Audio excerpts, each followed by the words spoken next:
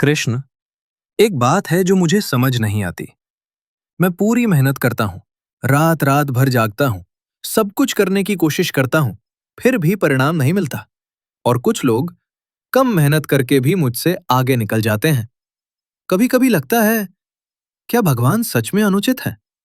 क्या अच्छे लोगों के साथ ही हमेशा बुरा होता है? सच कहूं, मेरे दिमाग में रोज एक ही सवाल घूमता रहता है, किस्मत बड़ी है या मेहनत? अगर सब कुछ पहले से ही लिखा है, तो मैं इतनी मेहनत क्यों कर रहा हूं? और अगर सिर्फ मेहनत से सब होता है, तो मेरी मेहनत का फल अब तक कहां है? कृष्ण, अगर आप सुन रहे हैं, तो मुझे जवाब चाहिए। पुत्र, तुम जो देख रहे हो वह सिर्फ आज का सच नहीं है।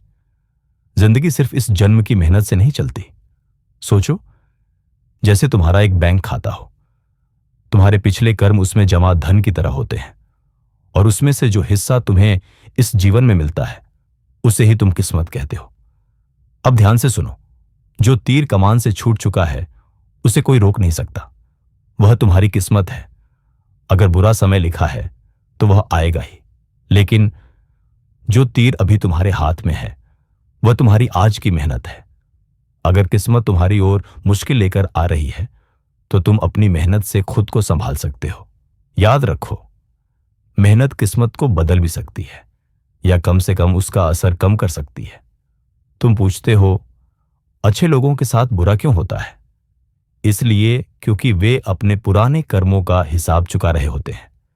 जिस दिन वह हिसाब पूरा होता है उसी दिन से उन्हें अपनी अच्छाई का फल मिलना शुरू हो जाता है। इसलिए गीता कहती है, तुम्हारा अधिकार केवल कर्म पर है, फल पर नहीं। तो याद रखो पुत्र, जो बुरा हुआ उसे पुराना हिसाब समझकर छोड़ दो। और यह भी याद रखो, सिर्फ उदास होने से किस्मत नहीं बदलती। अगला कदम अभी भी तुम्हारे हाथ में है। उसे पूरे भरोसे और पूरे मन से उठाओ। किस्मत एक बंद दरवाजा हो सकती है, लेकिन मेहनत हर दरवाजे की चाबी होती है। अगर आज की बात आपके मन को थोड़ा सा भी शांत कर पाई हो, कमेंट में लिखें जय श्री कृष्ण। और अगर आप चाहते हैं ऐसी ही सरल, सच्ची और व्यावहारिक सीख जो जीवन में सच में काम आए, तो सनातन सीख को सब्सक्राइब जरूर कीजिए। यहां बातें सिर्फ सुनी नहीं जाती, महसूस भी की जाती है। मिलते हैं अगले वीडियो में।